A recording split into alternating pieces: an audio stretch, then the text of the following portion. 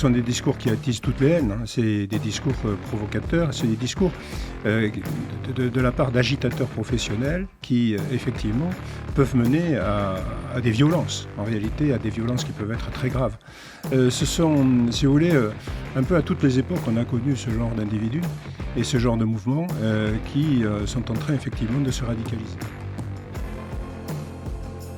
L'interview frontale, c'est maintenant.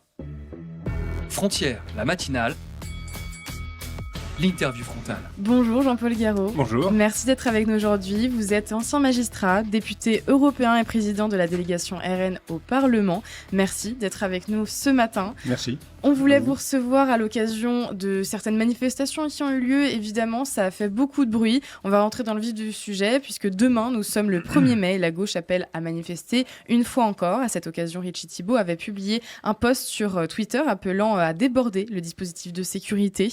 Un tweet que l'on va vous afficher à l'image dans un instant, chers auditeurs. Mais d'abord, écoutons un extrait que l'on vous a déjà fait écouter cette semaine. C'était dimanche lors de la manifestation contre l'islamophobie. C'est maintenant.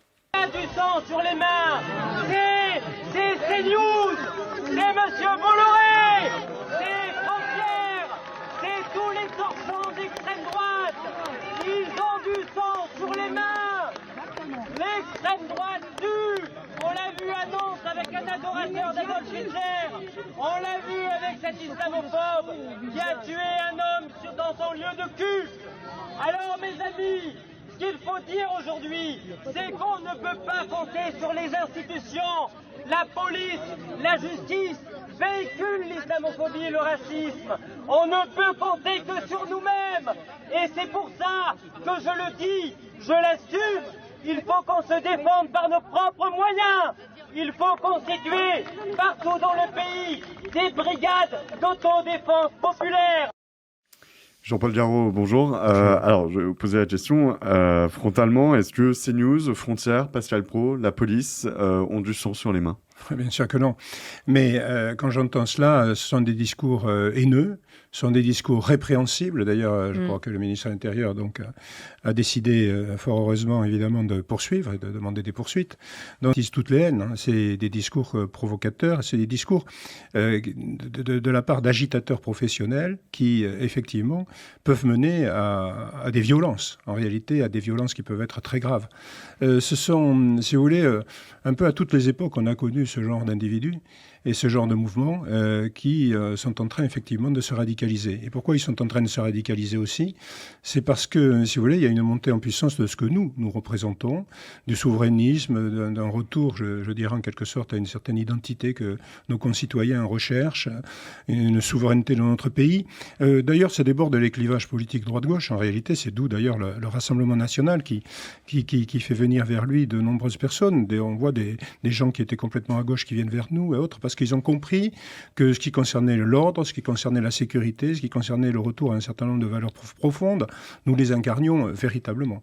Donc là, on est sur un système qui s'arc-boute, qui se crispe, qui veut aller même à la violence, hein, c'est très clair, et qui s'appuie sur un certain nombre de mouvements, notamment islamistes, hein, il faut le dire aussi. L'islamo-gauchiste, c'est un vrai sujet. Moi, ce sont des sujets sur lesquels, vous savez, moi j'ai été magistrat pendant longtemps, et j'ai vu monter en puissance dans mes fonctions judiciaires, j'ai vu monter en puissance tout ce qui arrive. Actuellement, dans la période se cristallise, elle se complique, mais les Français, je crois, comprennent à qui ils ont affaire, véritablement. Qu'est-ce que vous pensez de ce profil de Richie Thibault ? Est-ce que c'est un nouveau profil type de ces militants d'extrême gauche que moi j'estime être des nouveaux kamikazes idéologiques, puisqu'ils sont vraiment ces actions qui sont dangereuses, mais ils n'ont même plus peur. Qu'est-ce que vous pensez de ces nouveaux profils très radicaux ? Oui, alors ces profils, comme je le disais, existaient et ont toujours existé. Vous savez, en 1793, ils amenaient les gens par charrette à la guillotine, hein, ce sont les mêmes. Hein. Donc ce sont des gens qui, effectivement, ce qui est nouveau en quelque sorte, c'est que jusqu'à présent, ils étaient masqués. Donc assez méconnaissables, par définition. Ils se cachaient quand même. Voilà. Maintenant, ils ne se cachent plus. Alors, pourquoi ne se cachent-ils plus ? Parce qu'ils pensent ne rien craindre. véritablement. Et c'est dans cela qu'on retombe sur le sujet, évidemment, de l'autorité de l'État et du fait que l'État ne tient plus son rôle. Mais est-ce qu'ils ont raison de ne plus craindre cette justice On va voir ce qui va se passer avec le cas de cette personne. Hein. Mais il est certain que... Alors là, on aborde un autre sujet beaucoup plus large, c'est-à-dire que la justice, excusez-moi, c'est évidemment trop caricatural, mais la justice ne fait plus peur qu'à une seule catégorie de gens, les gens honnêtes. Vous voyez, le gendarme, la peur du gendarme, même s'il ne faut pas avoir peur d'un gendarme, mais je veux dire, de la part d'un délinquant, n'existe plus. Et cela, mais moi je l'ai vu arriver, ça fait 40 ans que tout cela monte en puissance. Donc nous voyons bien, et par démission successive des gouvernements en place, eh bien en réalité on arrive à une situation d'anarchie et de violence. Donc il faut reprendre tout cela. Il y a une prise de conscience très nette de la part de tous nos concitoyens, puisqu'ils le vivent partout. Ils ne le vivent pas que dans les grandes villes ou que dans certains quartiers. Maintenant, ils le vivent partout. On a encore des exemples ce matin encore, hier, dans des petites communes qui sont impactées par tout cela, à la faveur aussi, bien sûr, il faut le dire, d'une immigration de masse qui n'est pas du tout contrôlée, et à la faveur aussi de trafic en tout genre, notamment de drogue. Moi, ce sont des sujets sur lesquels je me suis tellement impliqué pendant des années.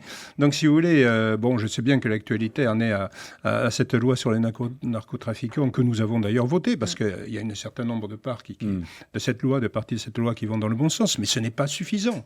Ce n'est pas évidemment suffisant, comme toutes les lois sur le terrorisme, la succession de lois contre le terrorisme, qui ont été mises en place, mais qui ne sont pas suffisantes en elles-mêmes.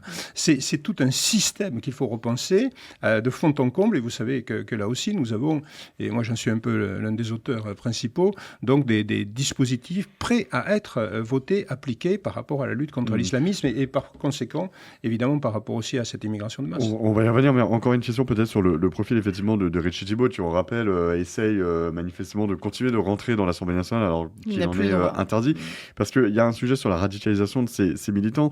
J'ai pu lire par ailleurs certains faire le parallèle entre ce type de militant antifasciste aujourd'hui qui s'inspirait vous savez, ce militant aux États-Unis, Luigi Mangione, qui a assassiné un patron et qui en fait l'a fait au nom de l'antifascisme et qui ne culpabilise pas parce qu'il estime avoir été légitime de commettre cet assassinat et qui est glorifié par beaucoup. Est-ce qu'on peut s'attendre à ce que demain en France on ait, je prends Richie Thibault, mais ça peut être un militant antifasciste qui se dise au nom de l'antifascisme il faut abattre une personnalité politique de droite, un journaliste de droite comme on est devenu. Est-ce qu'on peut s'attendre demain des passages à l'acte mais qui soient d'une radicalité sans précédent? Vous citiez 1793. Les risques existent, évidemment, d'autant plus que, si vous voulez, le terrain sur lequel se propage ce genre de raisonnement, de pensée, est un terrain de personnes complètement qui n'ont aucune culture, qui n'ont souvent aucune éducation, et ça se crée. D'ailleurs, le totalitarisme se crée grâce à cela, à partir sur des personnes qui n'ont pas de réflexion en tant que telle, qui n'ont pas de connaissances historiques ou quoi que ce soit. Donc il y a deux catégories. Il y a ceux qui, effectivement, peuvent être incités à cela sur les réseaux sociaux par un discours de ce style, parce qu'ils ne connaissent rien de rien et ils croient ce qu'on leur dit. Voilà. Et puis il y a l'autre catégorie, les penseurs.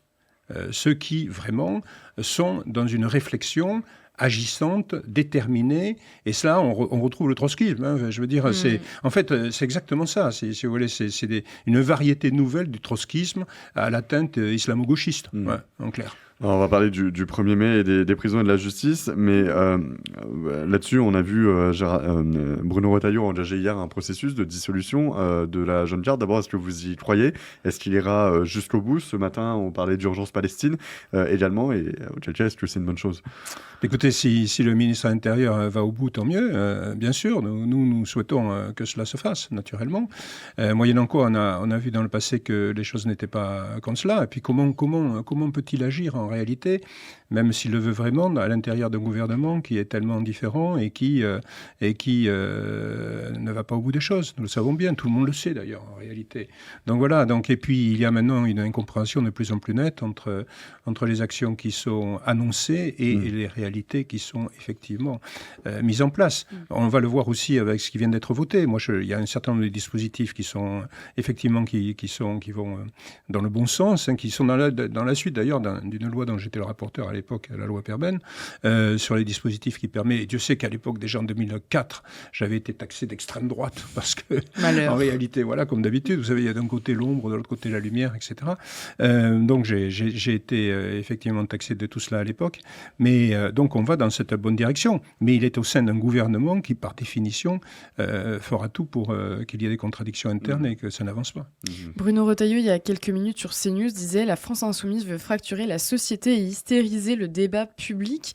Mais j'ai une question, est-ce qu'on pourrait envisager finalement la dissolution de la France insoumise ? Alors, la dissolution de la France insoumise, c'est un parti politique, donc tout dépend évidemment de et puis ils diront à ce moment-là, on interdit le Rassemblement national également. Oui, ils renverront la balle. Enfin voilà, non, mais je crois qu'il y a toute une série de groupuscules qui tournent autour de la France insoumise, voilà, et notamment, encore une fois, d'origine, enfin, d'obédience islamiste aussi. Donc tout ceci, oui, moi je pense que toute cette nébuleuse doit être évidemment très véritablement combattue. Bon, mais encore une fois, la volonté du ministre à l'Intérieur se heurtera aux réalités politiques. Donc il est certain. Et même sur cette loi qui vient d'être votée, vous savez, il y a des aspects qui n'existent pas. Et même pourquoi, à un moment donné, d'un point de vue de délinquance en général, pourquoi on n'a pas remis en place les peines planchers alors qu'il suffisait de le voter, puisque le ministre se disait favorable aux peines planchers et ça n'a pas été voté. Le gouvernement n'a pas donné d'instruction pour que ça le soit. Pourtant, c'est une des bases fondamentales de la lutte contre la criminalité en général, bien entendu, d'autant plus que c'était une loi qui a existé et qui avait passé la barre du Conseil constitutionnel à l'époque. Donc c'était facile en réalité de le faire, même sur des choses faciles, on ne le fait pas, si vous voulez. Et dans la loi sur les narcotrafiquants, bon, il y a un aspect qui est complètement méconnu, qui passe complètement à l'as, ce sont les consommateurs. Il n'y aurait pas de narcotrafiquants s'il n'y avait pas ou peu de consommateurs. Or, rien n'est fait par rapport à cela. Pourtant, je l'ai dit. Certains proposent de légaliser. Mais je l'ai dit au ministre Gérald Darmanin, qui nous avait entendu avec Jordan Bardella, d'ailleurs. Vous, sur la légalisation, de certains proposent, vous y opposez. Ah, mais non, parce que si vous voulez, moi, je connais ça quand même de près et je l'ai vécu. Si vous voulez, tous les pays, d'ailleurs, qui sont allés dans ce sens-là ont fait ensuite marche arrière.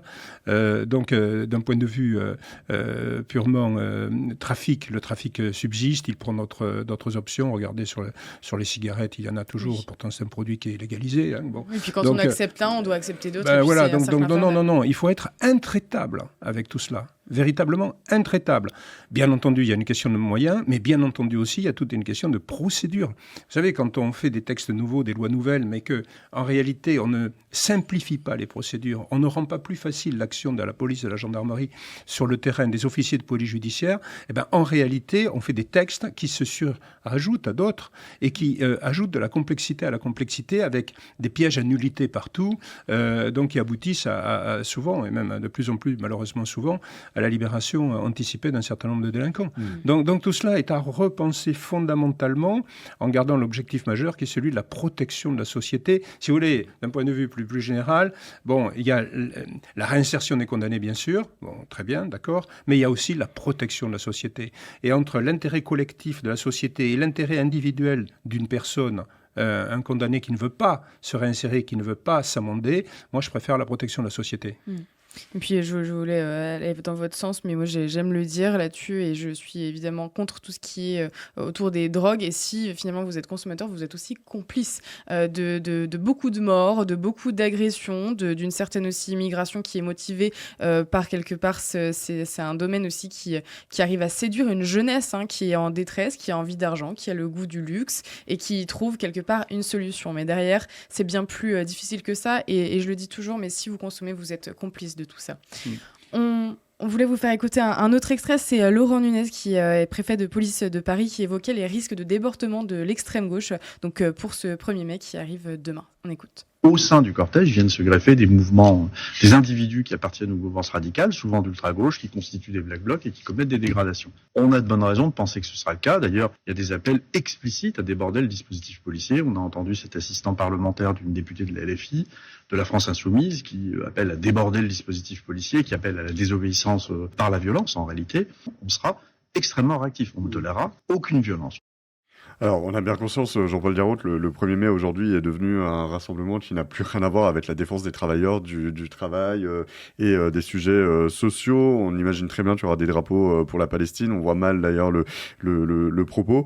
Richie Thibault, on en parlait à l'instant, appelle à renverser le dispositif policier. Est-ce que demain, en l'état actuel des choses aujourd'hui, l'État a encore les moyens de contenir cette violence? Est-ce que vous craignez, vous, qu'il y ait un renversement du dispositif ou est-ce qu'ils tiendront bon?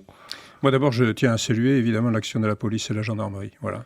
Nous avons, dernièrement d'ailleurs, j'ai rendu visite au GIGN, une unité d'élite donc de la gendarmerie. J'espère que nous verrons d'ailleurs prochainement le RAID aussi. Et puis je pense aux gendarmes et aux policiers, aux CRS de terrain. Ils font un travail remarquable. Je tiens quand même à le souligner, au péril de leur vie. Je pense aussi aux surveillants pénitentiaires qui sont, et on l'a vu, très exposés aussi. Donc ils feront leur travail. Et ils iront jusqu'au bout, naturellement. Mais c'est à nous, les politiques, de faire en sorte qu'il n'y ait pas ce caractère insurrectionnel des choses. Voilà. Et ça, c'est donc à la politique de reprendre tous ses droits pour faire en sorte, eux, ils font tout ce qu'ils peuvent, mais ils sont là pour nous protéger naturellement. Mais c'est aux politiques d'abord et avant tout de régler le problème. Alors moi j'entends M. Nunez avec intérêt, bien entendu.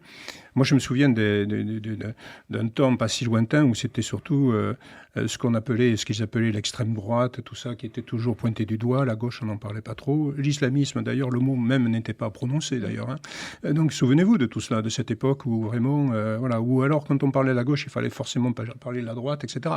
Bon, aujourd'hui c'est très clair. Je veux dire, la violence, le caractère insurrectionnel, de contestation de l'ordre, de la police, de la gendarmerie, etc., ça vient de l'extrême gauche, de l'ultra-gauche. Voilà, c'est clair. Bon, nous d'abord, on n'est pas d'extrême droite, et ensuite, naturellement, on condamne, et on a toujours condamné tout excès, toute violence. On voit pas ça dans vos manifestations. On est respectueux de tout, à l'Assemblée nationale, au Parlement européen. Oui, et puis Place Vauban, on l'a vu récemment, le 6 avril, c'était très taiseux, respectueux. Et Dieu sait qu'on a tout fait, ils ont tout fait pour nous pousser à un certain nombre de choses. Non, on est très responsable en réalité. On sait que nous avons un intérêt primordial, celui de la France et des Français. Nous savons parfaitement que nous sommes aux portes du pouvoir. Nous le savons et nous sommes composés. Alors moi si vous voulez, je viens pas de la politique, je suis pas un politique de carrière. J'étais magistrat pendant très très longtemps et ensuite je suis venu dans la politique parce que j'y crois en réalité, parce que j'aime la France surtout. Voilà. Et donc, je me retrouve au Rassemblement national, qui est vraiment dans la ligne de ce que j'ai toujours pensé. Je n'ai pas changé de conviction. Et le Rassemblement national, aujourd'hui, incarne, moi, ce que j'ai pu connaître au RPR dans le passé. Voilà, on est là, on est prêt. Et ce système est en train de se crisper pour nous empêcher, en réalité, d'arriver. Quitte à aller pour l'ultra-gauche, quitte à aller vers de la violence. Effectivement. Donc, si vous voulez, il faut que nos compatriotes, je dirais, tiennent le coup. Voilà, ils ne se laissent pas impressionnés par les peurs qu'on cherche à leur insuffler. Il ne faut pas qu'ils aient peur. Nous, on est là, on fait notre travail, on est prêt à occuper le pouvoir pour faire en sorte de protéger la société, puis de progresser. Hein. Il n'y a pas question de se replier sur soi, de progresser aussi, de retrouver un certain niveau de la France. Vous avez raison de dire qu'il y a des politiques derrière. Et justement, hier, un commissaire de police me témoignait du fait que lors de ces rassemblements, notamment lors du 1er mai, par exemple, les CRS n'ont pas pour ordre d'intervenir et d'interpeller, simplement d'encadrer et de s'assurer qu'il n'y ait pas de débordement en dehors, mais ils encerclent, mais ils n'interviennent pas et ils les reconduisent au métro. Là, les manifestants retirent leur cagoule et repartent tranquillement après avoir tout cassé. Donc ça veut dire aussi qu'il y a des ordres qui ne sont peut-être pas les bons donnés par la direction et par la hiérarchie. Si vous voulez, quand on voit des journalistes qui sont en train de filmer des actes hautement répréhensibles comme des casses, des voitures qui brûlent, etc., et que les journalistes filment et que personne ne les arrête. Mais ça date pas d'aujourd'hui. Hein. Ça date. Bon, effectivement, les ordres ne sont pas là. Les moyens peut-être aussi, mais les ordres n'y sont pas. Les dispositifs légaux existent. Ils peuvent être perfectionnés naturellement. Je pense à la loi anti-casseurs de l'époque, mais ils peuvent être perfectionnés, mais ils existent. Donc les ordres. Alors pourquoi il n'y a pas les ordres peut-être parce qu'on cherche aussi un peu quand même à ménager une sorte de paix sociale, et on a peur en réalité que les choses aillent plus loin, voilà, et qu'on puisse ne pas maîtriser. On a tous en mémoire ce qui s'est passé. Est-ce qu'on peut maîtriser si on le veut? S'il y avait une vraie insurrection aussi. Si vous voulez, on a vu les gilets jaunes, on a vu les émeutes après Naël. Si vous voulez, alors il y a les moyens que l'on met, bien entendu, et puis il y a le respect de l'autorité aussi. Je veux dire, l'autorité, ça se respecte. Je veux dire, à partir du moment où l'État n'est plus respecté, tout devient possible. Et pour que l'État soit respecté, il faut donner l'exemple. Voilà, le respect, ça se mérite, c'est l'exemple. Et l'exemple doit venir d'en haut. Moi, ce sont des choses un peu banales que je dis, mais c'est vrai. Donc, et donc, à partir du moment où il y a un délitement de tout cela au niveau national, puisqu'on échappe nos compétences, on les donne de plus en plus d'ailleurs à l'Union européenne, hein, qui les saisit à la faveur des crises à chaque fois, hein, que ce soit Covid, que ce soit Ukraine, etc. Donc on a une dilution de tout cela.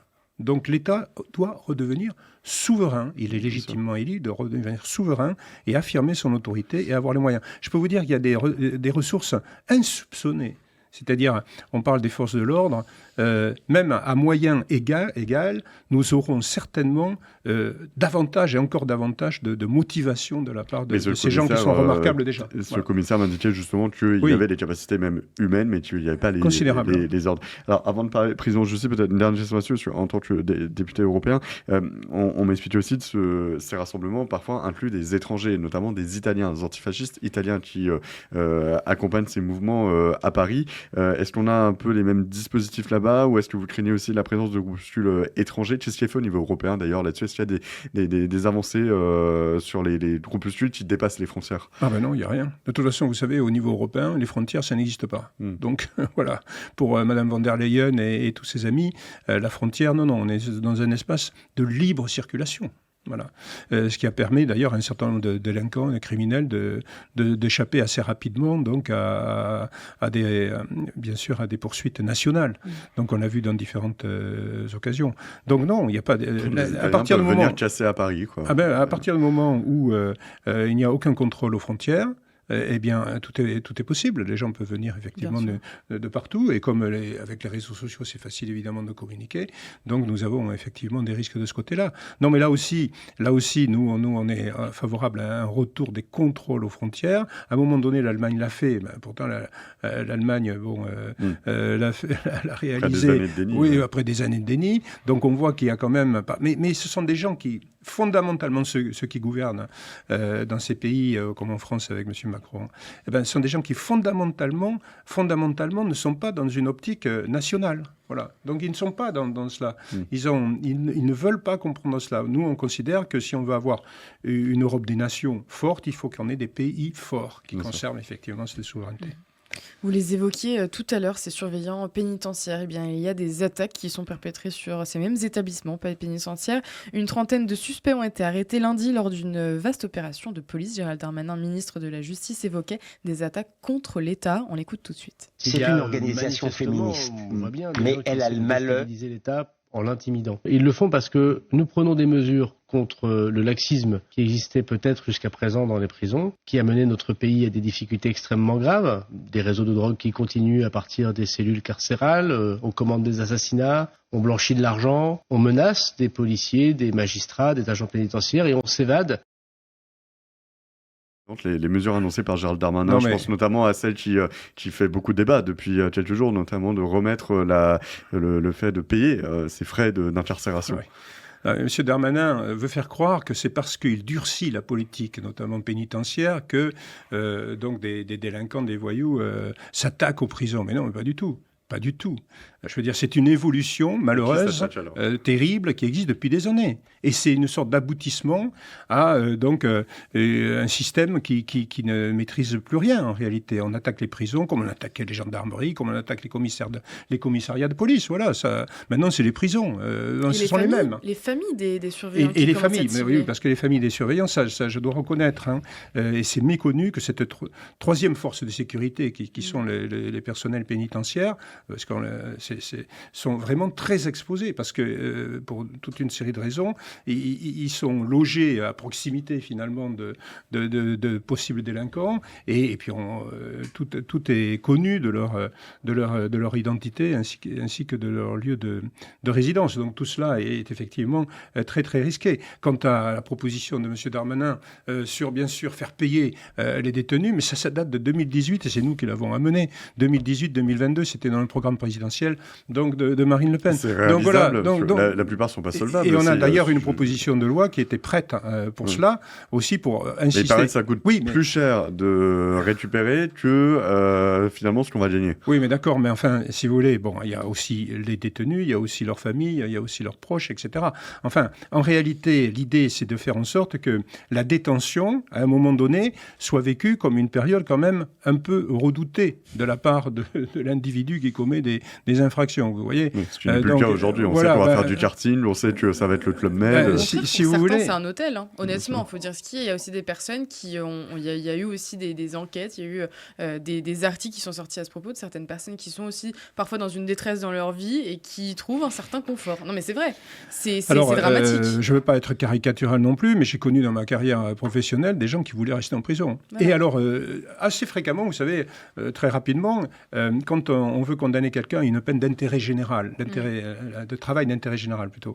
Travail d'intérêt général, ça évite la prison. Bon, mais on est obligé de demander à la personne, est-ce que vous préférez être en prison ou un travail d'intérêt général? Ben moi, j'ai eu personnellement souvent le cas de personnes qui préféraient aller en détention plutôt que de travailler. Voilà.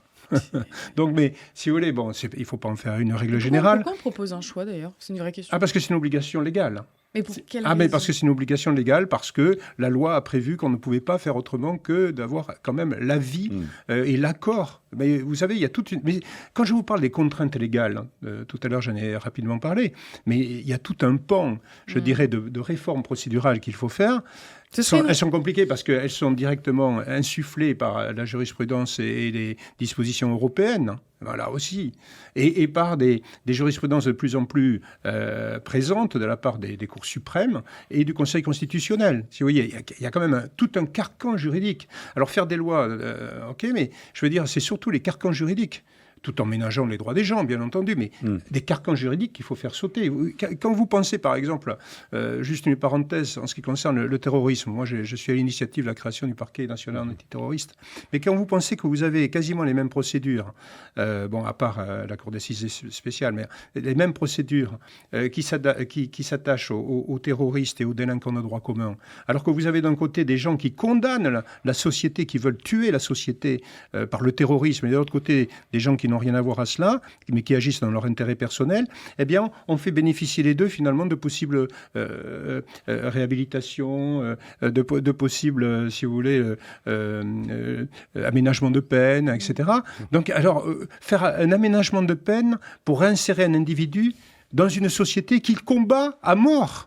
Mais vous voyez, non mais c'est complètement aberrant. Il faut des procédures spéciales pour, évidemment, les détenus, pour les terroristes. Oui, c'est du cas par cas à ce stade. Des choses basiques, mais qui ne passent pas, parce qu'il y a toute une idéologie derrière, une idéologie qui remonte à 40 ans, à 50 ans, de cette idéologie, de cette philosophie pénale, évidemment magnifiquement, si je puis dire, incarnée par le syndicat de la magistrature. Oui. Voilà, on est là-dessus, si vous voulez. Oui. Donc, il y a tout un travail à faire. Mais encore une fois, comme je vous l'ai dit, ce n'est pas une fatalité de se retrouver dans cette situation. Moi, je réfute le mot de fatalité. Vous savez, on ne peut pas faire autrement.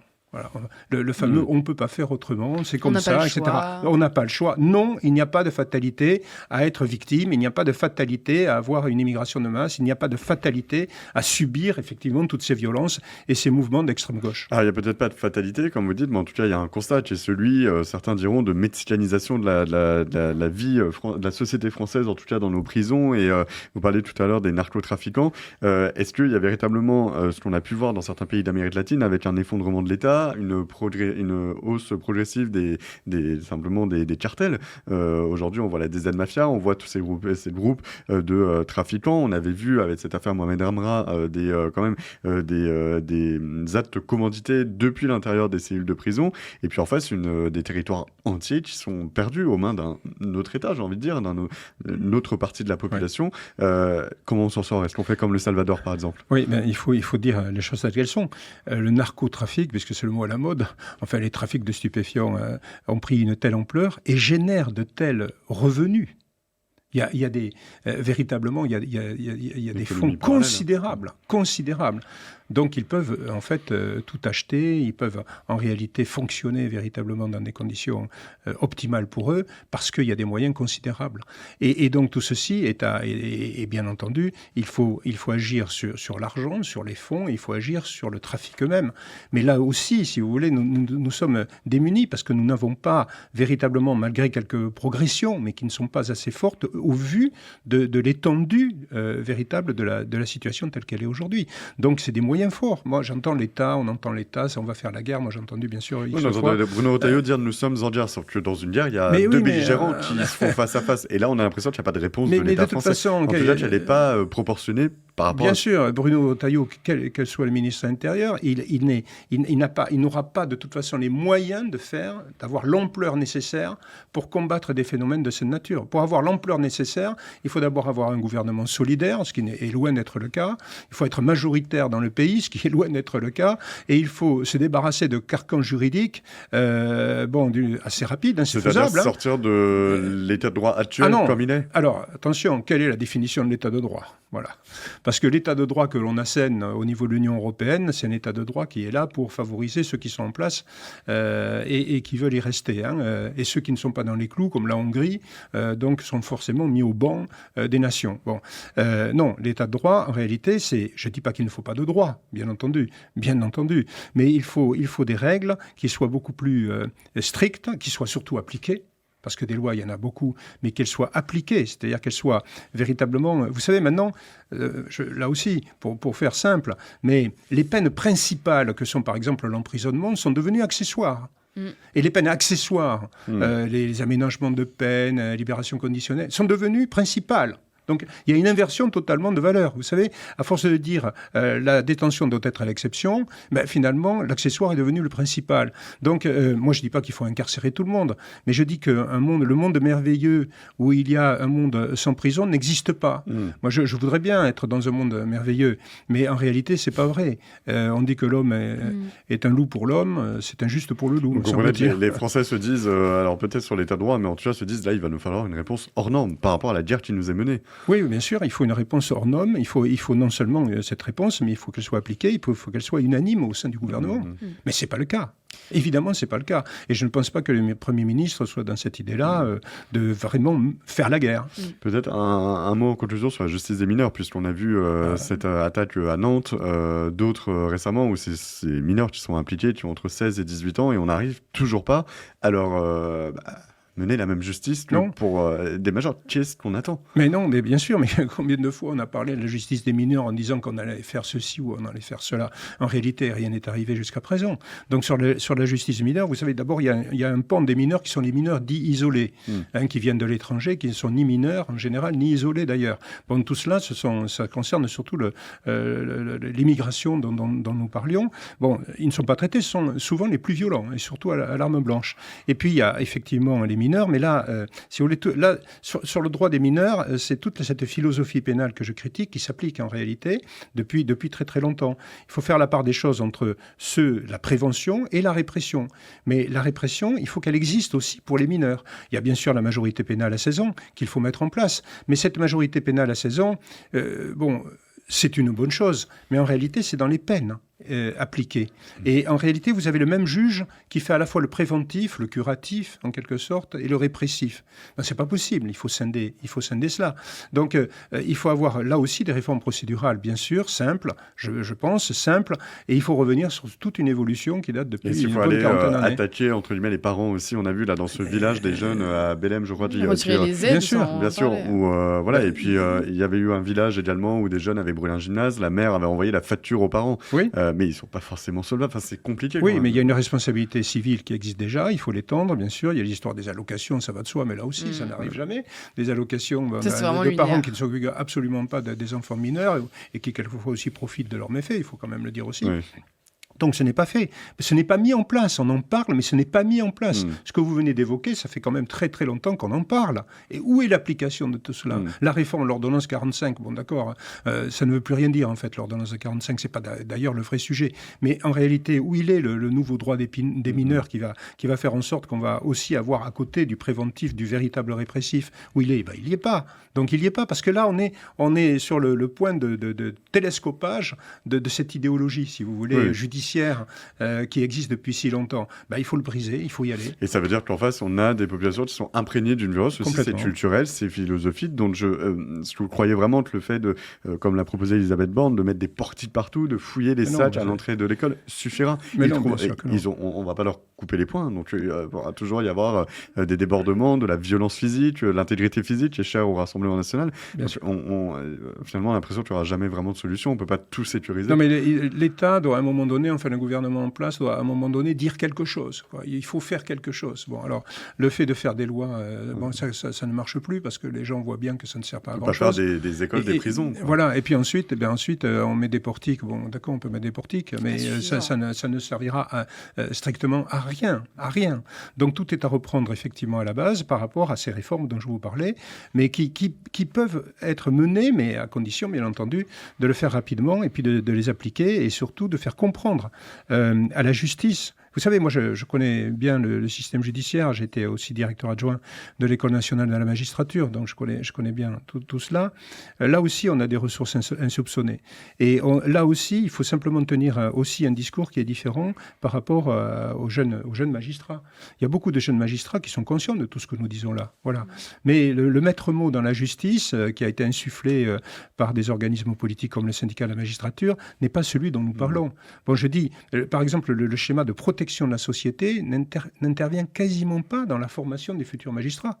La protection de la société. Et pourtant, les magistrats sont aussi représentatifs de l'État, bien sûr, dans le respect de leur indépendance, enfin, d'un certain nombre de prérogatives qu'il y a, mais pas de l'indépendance par rapport à tout. Donc, et cela, ces discours-là, n'est absolument pas tenu, si vous voulez. Donc, voilà. Vous serez à Narbonne demain pour en parler ? Oui, tout à fait. Moi, j'ai une toute petite dernière question. Je pose un peu la même question souvent sur le wokisme. Là, j'ai envie de vous poser la question, puisque forcément, c'est des sujets qui sont passionnants, et puis on est évidemment ravis de vous avoir sur ces thématiques-là, qui sont quand même assez complexes. Mais est-ce que vous avez le sentiment qu'on est arrivé au pic de tout ça, avec ces expériences que vous avez eues ? Est-ce que vous vous estimez, un peu comme le wokisme, on se dit, bon, on est tellement allé haut que là, c'est en train de redescendre. Est-ce que c'est un peu la même chose par rapport à la justice ? Alors, vous savez, le wokisme, c'est la déconstruction généralisée. Eh bien, je pense que le wokisme finit par se déconstruire lui-même. C'est-à-dire que la déconstruction touche aussi le wokisme. La violence va finir par se déconstruire. Oui, mais je le crois fondamentalement. Donc, c'est en train d'arriver. Bon, c'est clair. Bon, évidemment, l'illustration de Trump aux États-Unis le démontre parfaitement.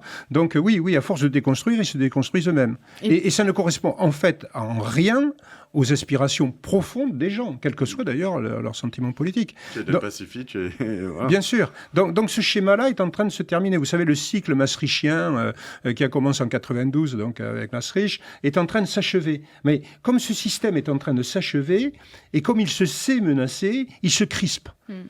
Donc il veut, alors il accélère, moi je vois au niveau de l'Union européenne, ils accélèrent dans tout ce qui peut être en leur faveur, je dirais, de compétences et tout ce que vous voulez, sur l'emprise qu'ils peuvent avoir sur les États. Donc ils accélèrent parce qu'ils se savent condamnés en réalité. Voilà. Et donc, moi, je dis à mes concitoyens, tenez bon, ne vous laissez pas influencer, n'ayez pas peur de tout ce qu'on vous assène par-ci, par-là, mais surtout, tenez bon, et puis faites-nous confiance, quoi, parce que on va y arriver, on y est très, très proche. Donc, c'est peut-être les derniers moments qui sont les plus difficiles, parce que on cherche à faire peur aux gens par tous les moyens, mais on est là, et je pense qu'on est effectivement en situation. Voilà. En tout cas, on a hâte de suivre tout ça, toute cette évolution, évidemment. Merci beaucoup, Jean-Paul Garoda, d'avoir été avec nous ce matin. C'était passionnant.